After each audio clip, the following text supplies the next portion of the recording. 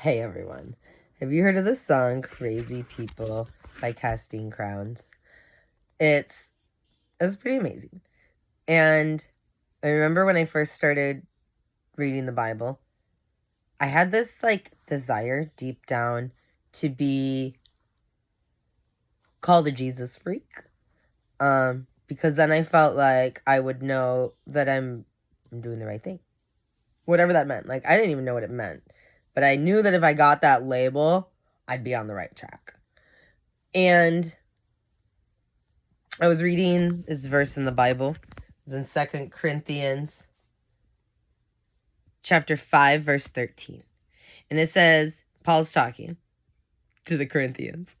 And he says, if we are out of our mind, as some say, and some versions or translations say crazy, it is for God.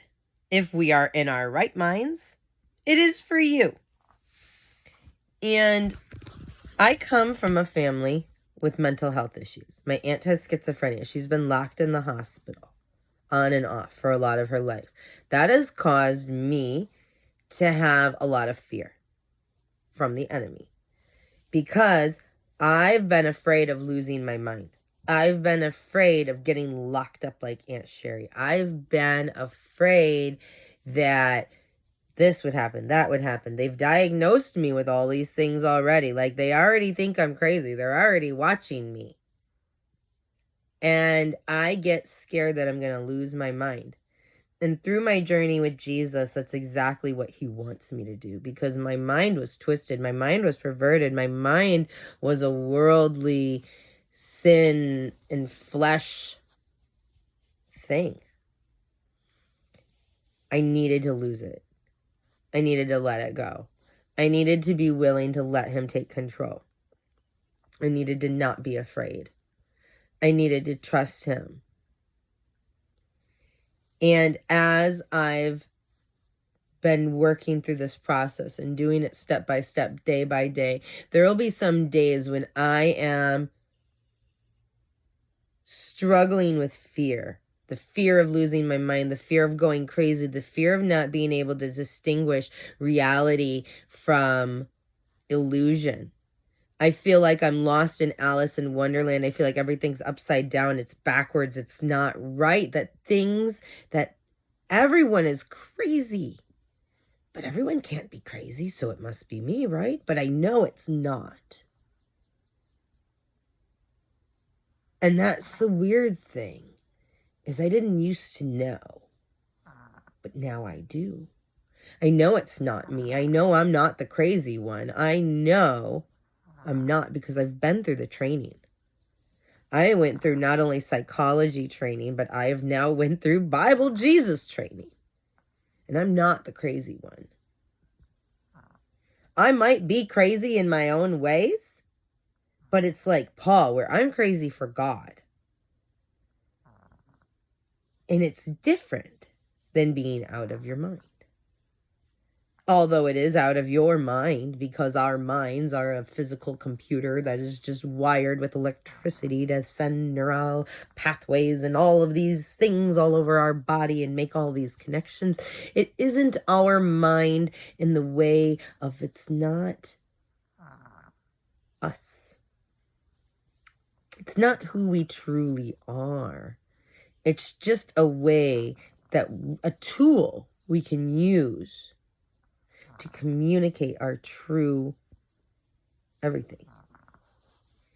And the brains are an amazing thing. And they run off of so many standard scripts, so many pre-uploaded basic apps, that you do have to get a new mind, because it tells us in the Bible our thoughts are not his thoughts. Our ways are not his ways. He's different than us. And the more you read the Bible, the more you study his character, the more you learn about him, the more you walk in relationship with him, the more you spend time with him. The more you realize our thoughts are perverted, our thoughts are confused, our thoughts are distorted, we see through a glass dimly. And there's this part of ourself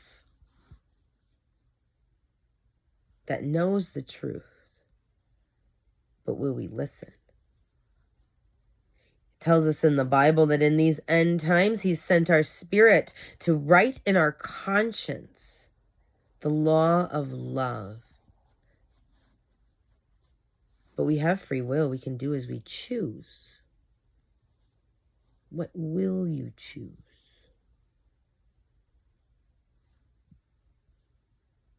True love comes at a cost. It comes at a price. It comes at a sacrifice.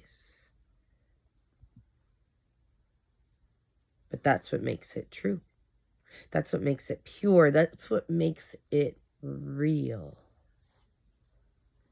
The crushing, the pressure, the fire, the testing. They all reveal what the true character of your spirit is. Is your spirit going to be pure? Going to be true? Or will you silence that voice? Will you silence the call? Will you ignore it? Will you disassociate? Will you step away? Will you numb it? Will you hide? Will you avoid? Will you let the world's noise distract you from the voice? Distract you from the truth? Distract you from Him?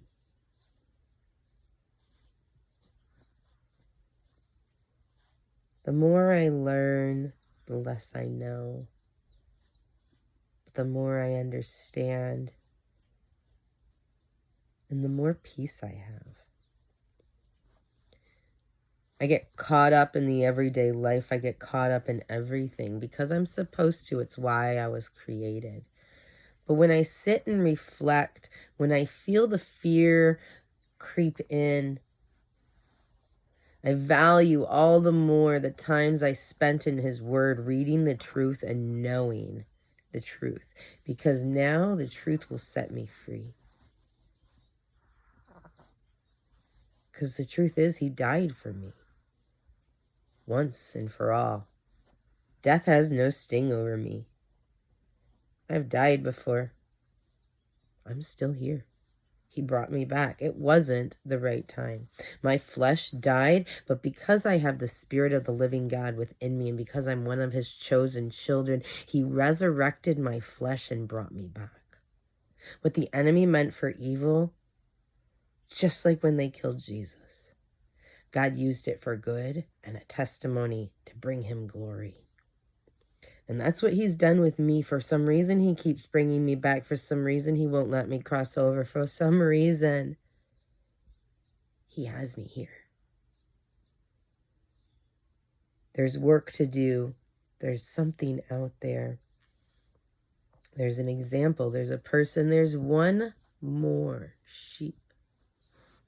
I don't know what I can do. I don't know what my role is. I don't know what my part is to play, but He wants me to live. He wants me to love, and He wants me to live to love, and to love to live.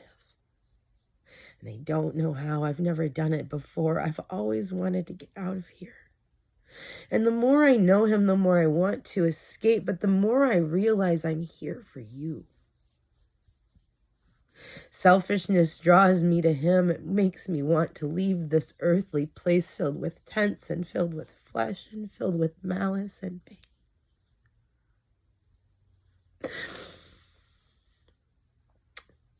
But as a friend told me, we love the contrast. There's a beauty in the balance. And sometimes it's hard to reckon, even though we know deep down it's true. It's hard to make our feelings match when the pain is shining through. But that's where He comes in to hold and comfort and love. To tell us it's going to be all right. He's preparing us a home. He's preparing us a place. It's so beautiful. But there's more friends out there. There's more seats at the table. There's more people to invite. Someone hasn't gotten the news. So we're all still here. We're all still loving. We're all still living. We're all still trying, because we have to find that lost sheep. That's our call. That's our mission, to spread the word, to spread the love, to go out there and find the lost and bring them back home to the wedding feast, to tell them the news, to share the gospel. Because there's seats at the table, there's empty rooms with names on them, and the Father desires that none should perish. So he waits patiently, he keeps us going, he gives us strength, and he gets us through, because there's one more left. It could be you. I love you guys very much, obviously. He loves you more. I hope you have a great day.